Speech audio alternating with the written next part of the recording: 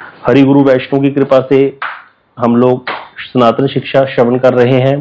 महाप्रभु जी ने कल सनातन गोस्वामी पाद जी को बताया, कृष्ण को त्रैधीश बोला गया, कई कारणों से त्रैधीश नाम सुना कृष्ण का। अब आगे फिर बताया था कि 3 प्रकार के जो लोक हैं, अर्थात गोलोक वृंदावन, जो अंतःपुर है जहाँ कृष्ण अपने माता पिता बंधुओं के साथ रहते हैं। उसके बाद कृष्ण का ऐश्वर्य जहाँ पर है, वो सारे परव्योम जहाँ पर सारे वैकुंठ हैं, उसको परव्योम बोलते। प्रभु जी वो एक बार शेयर करना चार्ट, ब्रह्मांड वाला, वो एक बार दिखा। तो और उसके बाद नीचे है देवी धाम, ब्रह्मांड है एक, जो अनंत कोटि ब्रह्मांड है, उसके भी स्वामी है कृष्ण, उसके भी ईश हैं, परव्योम के भी ईश हैं, गोलोक भी ईश हैं। तो तीनों लोकों के ईश हैं, इसीलिए बोल दिया त्रैधीश। आगे जो है फिर आगे बताते रहे कि भाई इन दोनों धाम के बीच में ना जो परव्योम और वैकुंठ, वैकुंठ हो गए परव्योम में तो सारे, उसके ऊपर गोलोक, परव्योम और वैकुंठ जो है, जो गोलोक है ये तो माया से परे है। तो नीचे जो है ये देवी धाम जिसको बोलते हैं, ये माइक है, 3 गुणों से बना हुआ है। तो इसको दोनों जगहों को आपस में जो डिस्कनेक्ट करती है, उस नदी का नाम है विरजा नदी। इसको याद रखना है। ये देखिए यहाँ पर प्रभु जी विरजा नदी दिखा दो। ये देखिए ये एक यूनिवर्स दिखाया गया है ना, और ये कारण दशा विष्णु के ऊपर जो ब्रह्म ज्योति है, ये ब्रह्म लोक, जो ज्ञानी है इस ब्रह्म ज्योति में लीन होते हैं। यहीं पर विरजा नदी है नीचे, इसको कारण समुद्र, यही है ना विरजा नदी? कौन सी है, कौन सी? ये कारण समुद्र जो है ये विरजा नदी है, यही उसको डिस्कनेक्ट करती है ऊपर के लोगों को और नीचे के। ऊपर दिखाना ऊपर क्या क्या। अब आप ऊपर देखिए इसके, ये कारण समुद्र है, इसको विरजा नदी बोलते हैं। इसके नीचे नीचे सारे ब्रह्मांड है जहां पर लोग रहते हैं, बुद्ध जी। इसके ऊपर ज्ञानियों की मुक्ति लोक, ब्रह्म ज्योति जो कृष्ण के शरीर से ज्योति निकलती है। उसके बाद आ जाता है कैलाश, सदाशिव का धाम। उसके बाद आता है अयोध्या धाम, ये सारा परव्योम का पार्ट है। उसके बाद आ जाता है माधुर्य धाम ऊपर, ये परव्योम। ये देखो अयोध्या के साथ साथ ये छोटे छोटे विष्णु दिखाए गए ना, ये सारे अलग अलग लोक हैं। जैसे ये वारा कूर्म, भगवान के अवतार अलग, नरसिंह, कूर्म अवतार, जितने भी अवतार हैं सारे अवतार अपने अपने वैकुंठों में यहाँ पर रहते हैं। तो ये वैकुंठ लोक है, इसको परव्योम बोलते हैं। तो कृष्ण इस परव्योम के भी अधिपति हैं। नीचे के जो ब्रह्मांड है अनंत कोटि, उसके भी अधिपति हैं। ऊपर जो आ गए गोलोक, कृष्ण का माधुर्य धाम, ये माधुर्य समस्त ऐश्वर्य सबका धाम, जो ऐश्वर्य समस्त माधुर्य, समस्त कृपा ऐश्वर्य और माधुर्य का, ये कृष्ण का अपना गोलोक है। कमल की पंखुड़ी के बीच में कर्णिका जिसको बोला गया, तो ये यहाँ पर ये गोलोक धाम आ गया, ये कृष्ण का लोक है। इस तरह से तीनों धामों के भगवान अधीश्वर हैं कृष्ण।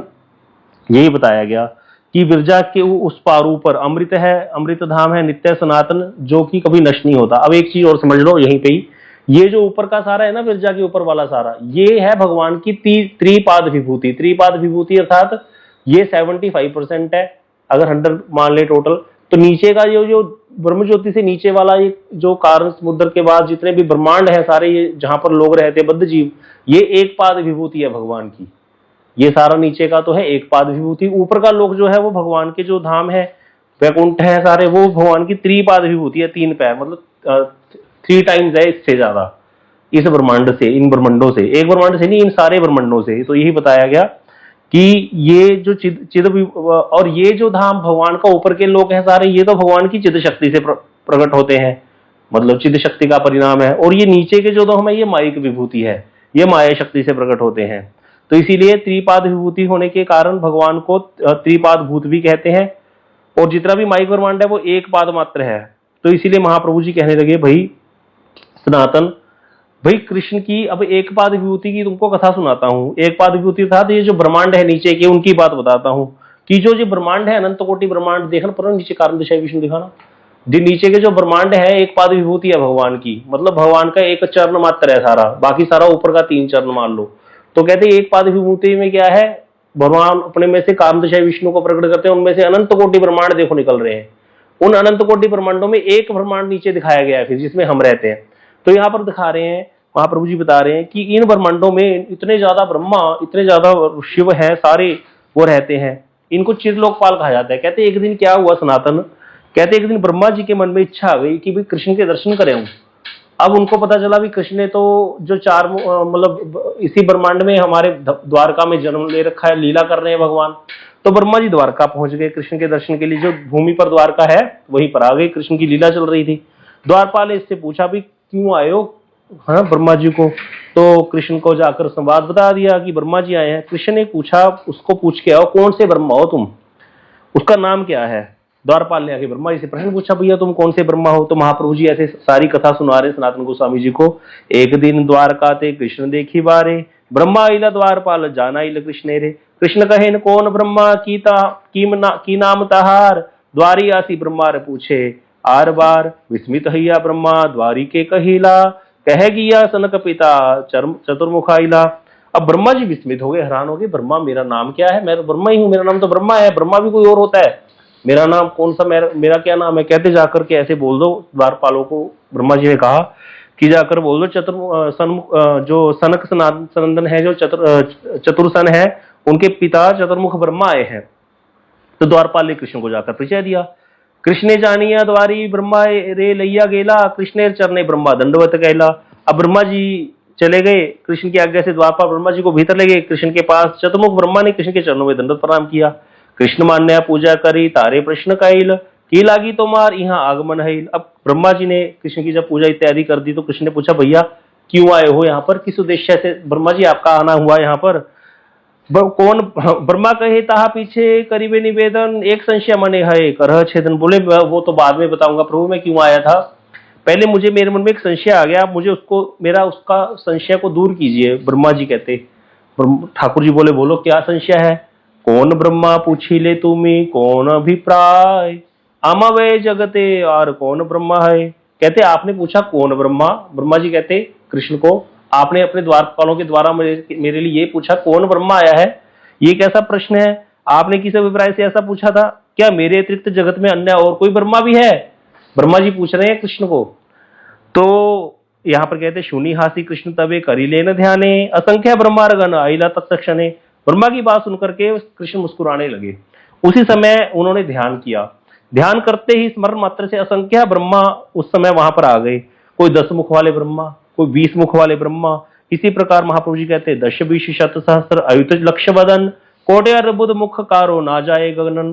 कितने प्रकार के ब्रह्मा आ गए, 1000 मुख वाले, 10,000 मुख वाले, 1,00,000 मुख वाले ब्रह्मा, 1 करोड़ मुख वाले ब्रह्मा, 1 अर्ब मुख वाले ब्रह्मा। अब बताओ महाप्रभु जी के हृदय में कैसा कृष्ण का ऐश्वर्य प्रकट हो चुका है, कितना सुंदर वर्णन कर रहे हैं महाप्रभु जी, वर्णन करते थकते नहीं है कृष्ण की बारे में। सनातन गोस्वामी जी को कहते अरबों मुख वाले ब्रह्मा जिनकी गणना नहीं की जा सकती उपस्थित हो गए।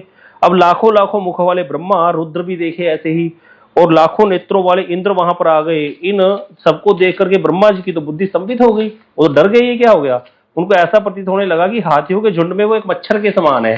ब्रह्मा जी को ये लगने लगा। देखी चतुर्मुख ब्रह्मा फापर हईला, हस्तिगण मध्य ये नमस्कर हिला। ऐसे लगने लगा जैसे मच्छर घूम रहा है हाथियों के बीच में। ब्रह्मा जी तो बड़े चाव से गए थे कृष्ण को मिलने, वहां तो सारा कुछ ही भूल गए जाकर। अब कहते सारे ब्रह्मा आकर के कृष्ण के चरणों में दंडवत करें, और तब उनके मुकुट, उनकी चरण पादुका को स्पर्श करते कृष्ण की। श्री कृष्ण की चिंत्य शक्ति को कोई जान नहीं सकता। सुन है रसिक गण कृष्ण गुण अगणन, अनंत कहीते नहीं पारे। ऐसी थोड़ी लिख दिया श्री भक्तिनोद ठाकुर जी ने कीर्तन ये।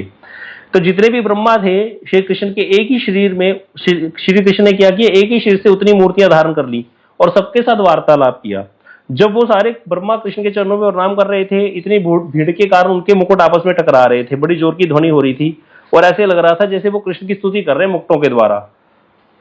अब हाथ जोड़ जोड़ करके ब्रह्मा रुद्र सारे शंकर जितने भी आए थे वो कृष्ण का स्तव करते हुए कहने लगे, प्रभु आपने बहुत कृपा करके अपने चरणों का दर्शन प्रदान किया है। मेरा सौभाग्य है कि आपने मुझे अपने दास के रूप में अंगीकार करके मुझे यहाँ बुलाया है। यदि आपकी कोई आज्ञा है तो मैं उसको शिरोधार्य करना चाहता हूँ। श्री कृष्ण ने कहा, तुम सबसे मिलने की इच्छा हुई थी, इसीलिए मैंने तुमको यहाँ बुला लिया। अब तुम लोग सुखी तो हो, दैत्य से तो कोई भय नहीं है। उन्होंने कहा, आपकी कृपा से सब मंगल ही मंगल है प्रभु, कोई भय नहीं है। सुखी हो सबे की छू नहीं दैत्य भय, तारा कहे तो मार प्रसादे सर्वत्र जय। संप्रति पृथ्वी ते ये छल भार, अवतीर्ण हैया ताहा करीला संहार। कहते कृष्ण क्या करते हैं, जहां कहीं भी कोई प्रॉब्लम होती है वहां अवतार रह करके वो सारी समस्या को दूर कर देते हैं। तो यहाँ पर कह रहे हैं द्वारका आदि की जो विभूतियां हैं यही तो प्रमाण है कि सभी को लगा कि कृष्ण मेरे ही ब्रह्मांड में है, और इस प्रकार सभी को श्री कृष्ण के साथ द्वारका में वैभव का अनुभव हुआ। यद्यपि सब एक साथ ही थे, सारे ब्रह्मा शिव आदि, लेकिन उनको लग रहा था हमारे ब्रह्मांड में ही कृष्ण हमारे साथ है, हमारे ब्रह्मांड में ही हम कृष्ण के दर्शन कर रहे हैं। जैसे ये ब्रह्मा जो आए थे, ये ब्रह्मा द्वारका में तो गए थे अपने ब्रह्मांड की, ये जो द्वारका यहाँ पर है भारत में, यही तो गए थे हमारे ब्रह्मांड के ब्रह्मा। जब वहां पर जाकर इन्होंने कहा था तो कृष्ण ने कहा था कौन से ब्रह्मा है, इन्होंने प्रश्न कर दिया, कृष्ण ने उनको दिखा दिया। जब दिखाया तो जब लाखों लाखों ब्रह्मा आए थे, लाखों लाखों मुख वाले ब्रह्मा आए थे, उन सारे ब्रह्मा को क्या लगा कृष्ण की माया से कि हम अपने ही ब्रह्मांड में कृष्ण के दर्शन करने आए हैं। उनको यही लगा, उनको ये नहीं लगा कि बाकी और भी कोई आया हुआ है। उनको अपने आप को दिखाई देते थे वो, और कृष्ण को देख रहे थे बस, और उनको बाकी कुछ नजर नहीं आ रहा था। ऐसा कृष्ण का प्रभाव। तो कृष्ण, लेकिन तब कृष्ण ने समस्त ब्रह्मा रुद्र आदि को विदाई दी और कृष्ण को दंडवत करके सब अपने घर लौट गए। यह देख करके चतुर्मुख ब्रह्मा को बड़ा आश्चर्य हुआ। इन्होंने सारा कुछ देखा, प्रणाम किया। उन्होंने कहा, भाई ब्रह्मा जी ने कहा, पहले मैंने जो आपके लिए कहा था ना वो बात पक्की सच्ची है कि मनसा वपुषा वाचा वैभव तव गोचरम। आपका मन का वैभव, आपकी वाणी का वैभव और आपके तन का वैभव, आपके शरीर का वैभव, ये अगोचर है, इसको कोई जान नहीं सकता। कृष्ण कहे ब्रह्मांड 500 कोटि योजन, अति शुद्रता ते तोमार चारी वदन। कृष्ण कहते ब्रह्मा तुम ऐसे परेशान हो गए, भाई तुम्हारा जो ब्रह्मांड है 50 करोड़ योजन का है। हमारे ब्रह्मांड का जो विस्तार है ना, ये 50 करोड़ योजन है। तो ये ब्रह्मांड बहुत छोटा है, इसीलिए तुम्हारे केवल 4 ही मुख हैं। लेकिन कोई ब्रह्मांड 100 करोड़ योजन वाला। अब आप देखो कारणदशाई विष्णु के यहाँ से इस चित्र में देखो कितने ब्रह्मांड है। किसी ब्रह्मांड का अंडा छोटा सा है, कोई ब्रह्मांड बड़ा दिख रहा है, कुछ छोटा सा दिख रहा है। अब ये दिखने में छोटा से, सारे ब्रह्मांड ही बहुत बड़े बड़े हैं ये। तो इसीलिए कृष्ण कहने लगे, भाई ब्रह्मा तुम 4 मुख वाले ब्रह्मा इसलिए हो क्योंकि तुम्हारा ब्रह्मांड का जो परिमाण है वो सिर्फ 50 करोड़ योजन का है। कोई ब्रह्मांड तो 1 लाख करोड़ योजन का है, कोई 50 लाख करोड़ योजन का है, कोई करोड़ करोड़ योजन का है। तो जैसा ब्रह्मांड है उसके अनुरूप ही ब्रह्मा के मुख है। जैसा मेरे ब्रह्मांड है अनेक, इस प्रकार मैं समस्त ब्रह्मांडों का पालन करता हूं, कृष्ण ने ऐसा कहा। और वो भी कृष्ण नहीं करते, उनका एक अंश कारणदशाई विष्णु करता है। उनकी एक अंश है कारणदशाई विष्णु, वो करते हैं सारा कुछ। क्योंकि अनंत कोटि ब्रह्मांडों की रिपोर्टिंग किसके पास है? कारणदशाई विष्णु के पास है।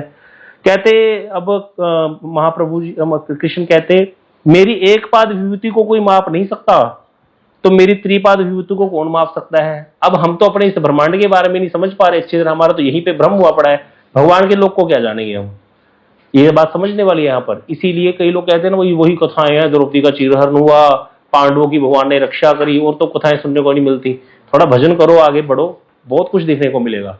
ये क्या है इस संसार, ये क्या है तुच्छ संसार। भगवान की त्रिपाद विभूति में कितना कुछ होगा, कितनी लीलाएं होंगी, अनंत कोटि लीलाएं हो रही हैं वहां पर हर समय। तो वो सारे दर्शन हो सकते हैं, लेकिन भजन तो करना पड़ेगा ना। तो इसीलिए महाप्रभु जी ने कहा कि इस धाम के मैंने तो तुमको जो है ये एक पाद विभूति के बारे में बताया है, त्रिपाद विभूति की तो बात ही नहीं करी कि वैकुंठों में क्या होता है। अब अगर मान लो चैतन्य महाप्रभु जी को और थोड़ा ऐश्वर्य कृष्ण का आ जाता है, और सोच लेते कि चलो थोड़ी देर सनातन को और सुना देते हैं, तो एक एक ब्रह्मांड की कथा सुनाने लग जाते ऊपर के वैकुंठों की, कि नरसिंह लोक में नरसिंह भगवान कैसे रहते हैं, कूर्म लोक में कूर्म भगवान कैसे रहते हैं, वहां कौन कौन उनकी सेवा करता है, कैसे उनकी स्तुति होती है, कितना कुछ है। कितना मर्जी बैठे रहो लेकर के इसको। तो फिर इसीलिए महाप्रभु जी ने कहा कि कृष्ण के वैभव को, उनकी विभूति स्वरूप को कोई जान नहीं सकता, कोई भी उनको जान नहीं सकता। एक त्रयाधीश शब्द का अर्थ और है, जो गोकुल, मथुरा और द्वारका तीनों लोकों के स्वामी हैं, तीनों लोकों में स्वाभाविक रूप में निवास करते हैं, इसीलिए त्रयाधीश कहा गया उनको, इस तरह से कहा गया। अब आगे महाप्रभु जी ने कहा कि ये कृष्ण जो है अपनी योग माया शक्ति से युक्त होकर के सारी लीलाएं करते हैं, और षड ऐश्वर्य से युक्त है। 6 ऐश्वर्य हैं कृष्ण के अंदर। कोई बता सकता है कौन कौन से षड ऐश्वर्य?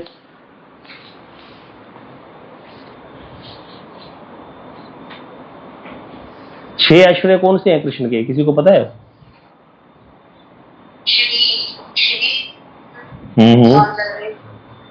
श्री का अर्थ सौंदर्य ही होता है। श्री, सौंदर्य, बल, वैराग्य और ज्ञान।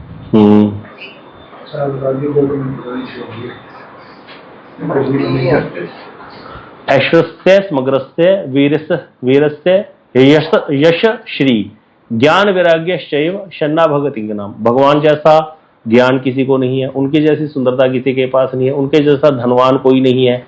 धनवान रूपवान, कोई व्यक्ति रूपवान हो वही कम नहीं होता, सारे को पीछे लगा के चलता है, भगवान उतने ही रूपवान है।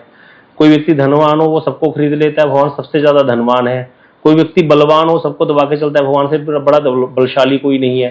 तो समस्त ऐश्वर्य, समस्त वीर्य, बल अर्थात बल और यश, भगवान जैसा यश किसी का नहीं। किसी का यश बहुत ज्यादा होता है, तो भगवान जैसा यश किसी का नहीं है। संसार में आप कहीं भी जाकर कृष्ण कथा कर सकते हो, लेकिन आप कहीं कहीं ऐसी जगह है, जैसे आप अगर मतलब जैसे आप पहाड़ों में जाते हो तो वहां शिव जी का बोलबाला ज्यादा है, वहां और कोई कथा करने की जो है, आप किसी और देवता का नाम लोगे तो शायद कोई सुनेगा नहीं, लेकिन कृष्ण कथा वहां भी करोगे तो सुन लेगा।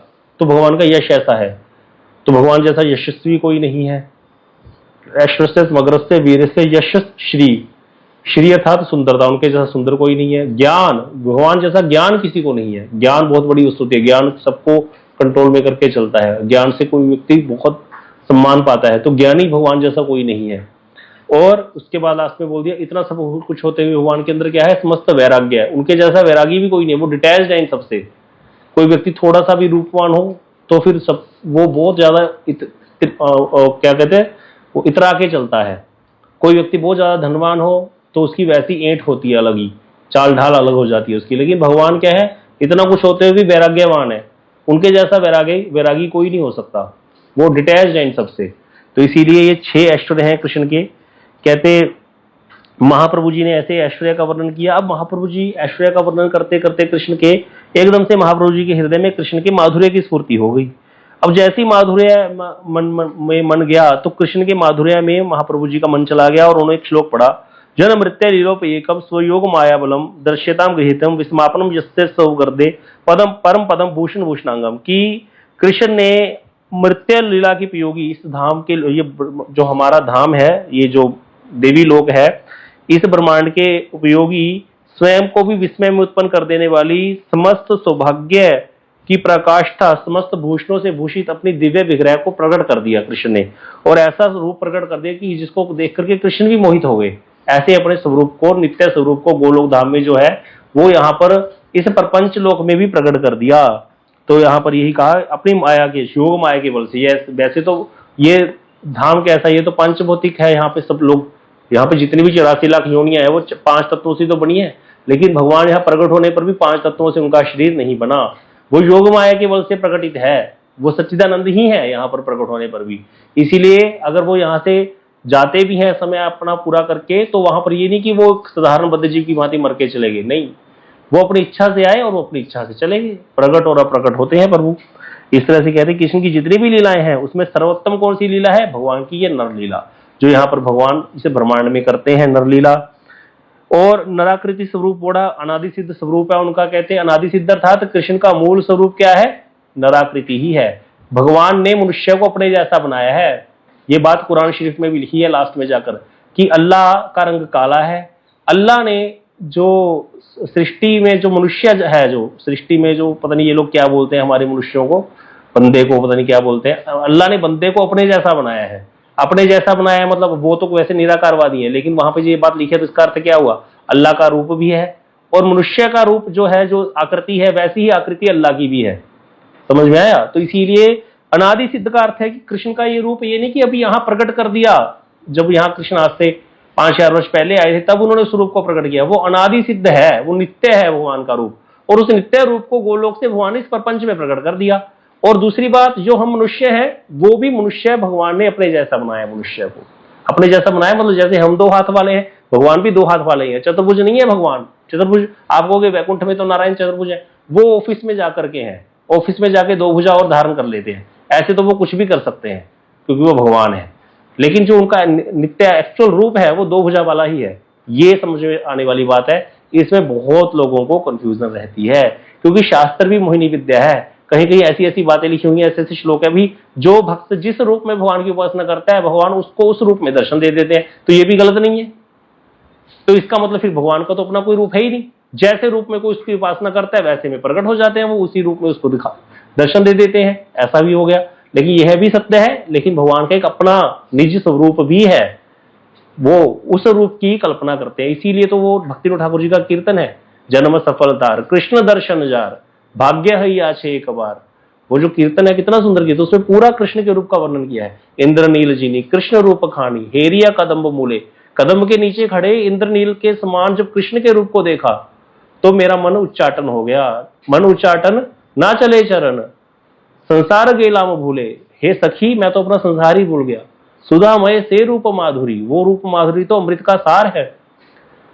देखी ले नयन हय अचेतन झरे प्रेम मयवारी, बोले देखते ही जो मेरे नयन थे वो अचेतन हो गए और प्रेम अश्रुओं की धारा बह चली। कीवा चूड़ा शिरे, कीवा वंशी करे, कीवा से त्रिभंग ठाम। क्या सुंदर चूड़ा धारण कर रखा था, क्या हाथ में वंशी थी, क्या वो त्रिभंग ललित खड़े थे तीन तीन जगह से टेढ़े होकर के। वो नित्य स्वरूप है कृष्ण का, जिसका वो दर्शन कर रहे हैं। इसी प्रकार यहाँ महाप्रभु जी कह रहे हैं, उनका गोप वेश, उनका हाथ में वंशीधार करना, गोप वेश वेणुकर नव किशोर नटवर नर लीलार है अनुरूप। कृष्ण का रूप क्या है, नव किशोर है, गोप वेश है उनका नित्य रूप जो है, और वो नव किशोर है, 15 वर्ष के हैं। किशोर अवस्था जो है वो उनकी जो नित्य अवस्था जो है वो स्वयं भगवान जो है वो किशोर रूप में है। बाल्य रूप यशोदा मैया की गोद में तो बाल रूप में है, तो वो बाल रूप सारे भी हैं, वो भी अवस्थाएं नित्य है। लेकिन जो गोलोक में कृष्ण अवस्थान करते हैं हर समय, वो इसी रूप में करते हैं नव किशोर अवस्था में। तो वो नटवर है कृष्ण। इस तरह से कहते कृष्ण के माधुर्य का एक कण गोकुल मथुरा द्वार का तीनों भुवनों में, अंतःपुर गोलोक वृंदावन मध्यवास परव्योम और देवी धाम, तीनों भुवनों को डुबो देने में समर्थ है। कृष्ण के रूप का माधुर्य का एक कण भी, एक कण सारे धामों को डुबोने में समर्थ है, इन अनंत कोटि ब्रह्मांडों को, अनंत कोटि विष्णु लोकों को और भगवान के धाम गोलोक को भी, एवं तीनों भुवनों के प्राणियों को अपनी रूप माधुरी के द्वारा आकर्षित करते हैं। इसीलिए कृष्ण का नाम क्या है, कृष्ण, जो सबको आकर्षित करते हैं। हाँ जी दीदी, क्या प्रश्न है? हरे कृष्णा प्रभु जी।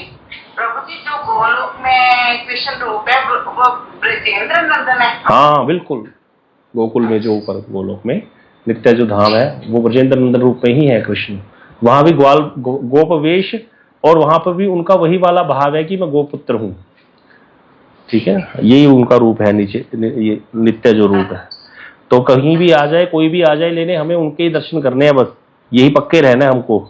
भगवान बड़ी परीक्षा लेते हैं।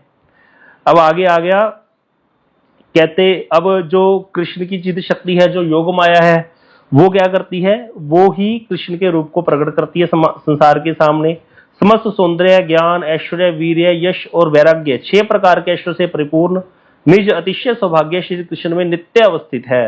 कैसे कृष्ण जब अलंकार धारण करते हैं तो अलंकारों की शोभा हो जाती है। कृष्ण की शोभा नहीं होती अलंकारों से, अलंकारों की शोभा हो जाती है, क्योंकि कृष्ण ने उनको धारण कर रखा है। ऐसे करके ये सारा कुछ कृष्ण के बारे में बता रहे हैं। और कहते अब कृष्ण का रूप इतना मनोरम है कि भाई जगत के प्राणी देवताओं की तो बात ही क्या छोड़ो। बोले ब्रह्मांड के ऊपर रहने वाले जो बैकुंठ हैं, उनमें जितने नारायण हैं, वो भी कृष्ण के रूप के मन को देख करके उनका मन भी आकर्षित हो जाता है। वेदों में लक्ष्मी को पतिव्रता शिरोमणि कहा गया कि पतिव्रताओं में लक्ष्मी जी शिरोमणि है। वो पतिव्रता शिरोमणि लक्ष्मी भी कृष्ण के सौंदर्य से आकर्षित होकर के कृष्ण के चरण कमलों की अभिलाषा करती हैं। यहाँ ब्रज में बेल वन में बैठी तपस्या कर रही हैं रास में प्रवेश पाने के लिए। वो लक्ष्मी जो विष्णु को पति रूप में मानती है, पतिव्रता है पक्का, विष्णु को कभी भी त्याग नहीं करती। वो भी विष्णु का त्याग करके कृष्ण की वंशी से आकर्षित होकर के, कृष्ण का रूप पे आकर्षित होकर के यहाँ वृंदावन आ गई। इस तरह से कहते ये है कृष्ण का रूप। ये महाप्रभु जी के मन में कृष्ण का जो है माधुर्य आ गया, तो इस तरह से उनका वर्णन करने लगे। कहते जब कृष्ण बंसी बजाते हैं, आनंदपूर्वक सखाओं के साथ गैयाओं को चराते हुए वृंदावन में विहार करते हैं, और उनकी वंशी की ध्वनि को सुनकर के चर अचर सभी प्राणी पुलकित हो जाते हैं। उनके अंगों में कंपन होने लगता है, नेत्रों से अश्रु की धारा बहने लगती है। गोपियां वर्णन करती हैं, अरे सखी, एक राम अवतार हुआ था, हमने सुना है, और उसने क्या किया था, उसने धनुष बाण धारण किया था। अब धनुष बुरा के वंशी बुरी, भाई बताओ कोई लोग, धनुष बुरा है कि नहीं? धनुष से किसी का वध हो जाता है, होता है कि नहीं होता? धनुष बाण से किसी का भी वध हो जाता है। भगवान धनुष चलाते हैं, हिरणों का वध करते हैं, भगवान ने किए आखेट किए। लेकिन गोपियां क्या कहती हैं, बोले नहीं, राम तो दयालु है। क्या करता है, धनुष बाण धारण करता है, धनुष भी लकड़ी से बना और ये वंशी भी लकड़ी की बनी है, लेकिन ये वंशी ज्यादा खतरनाक है, ये ज्यादा वैरिन है, धनुष उतना वैरी नहीं है। ये धनुष तो जब एक बार किसी को लगता है मर जाता है वो व्यक्ति, काम खत्म हो गया। ये वंशी जब जब बचती है तभी काम खराब कर देती है, और जब बचने के बाद नहीं भी बचती तो उसकी याद आ जाती है, तभी व्यक्ति मर जाता है, फिर उसको कुछ रहता ही नहीं है बाकी। तो इसीलिए ये वंशी ज्यादा खतरनाक है, ये धनुष इतना खतरनाक नहीं है। ऐसी सुंदर सुंदर व्याख्याएं की हैं हमारे आचार्यों ने, हमारा तो प्रवेश ही नहीं है। क्या गोपियों ने वर्णन किया है, क्या श्री प्रबोधानंद सरस्वती पाद जी ने वंशी की, कृष्ण की वंशी का वर्णन किया है, जहां पर गोपियां कहती हैं ये वंशी खतरनाक है, धनुष्यबाण इतना खतरनाक नहीं है, वो तो एक ही बार वध करता है। ये देखो वंशी एक बार बजी थी और सब कुछ चुरा करके ले गई, कहीं की नहीं छोड़ा, कहीं का तो छोड़ा नहीं भाई। एक व्यक्ति मर गया, सबको सांत्वना मिल जाती कि नहीं मिल जाती? चलो भाई चला गया, अब उसके बिना जीवन जीना सीखो। एक व्यक्ति जीते जी मर जाए, है तो हमारे बीच में लेकिन फिर भी हमारे बीच में नहीं है, उसका क्या करोगे? और भक्तों की तो यही दशा होती है, घर वाले परेशान हो जाते, इसको हो गया, कोई बात ही नहीं सुनता, पहले पीछे पीछे दौड़ता था, हमारे लिए मरता था सारा दिन, अब इसको क्या हो गया है? तो ये कृष्ण की वंशी का परिणाम है। तो ऐसी कृष्ण की वंशी, तो महाप्रभु जी इस प्रकार से कृष्ण के माधुर्य का वर्णन कर रहे हैं। आगे चर्चा करेंगे कल, थोड़ा अभी स्किप कर रहे हैं चीजों को बीच में, क्योंकि महाप्रभु जी तो बहुत भाव में आके कथा वर्णन कर रहे हैं। हमारे तो वैसी भाव राशि नहीं है, इसीलिए बहुत बीच बीच में हम स्किप करते जा रहे हैं। कोशिश कर रहे हैं जितना भी इजीली हमें समझ आ जाए उतना हम पढ़े सुने। बाकी बहुत चीजें हम छोड़ रहे हैं इसमें, क्योंकि बहुत बड़ी है सनातन शिक्षा, लेकिन हम सार फिर भी समझ ले, जान ले तो अच्छी बात है। इसीलिए इस तरह से कोशिश कर रहे हैं कथा श्रवण करने की। वांछा कल्पतरुभ्यश्च कृपा सिंधु पतितानां पावनेभ्यो वैष्णवेभ्यो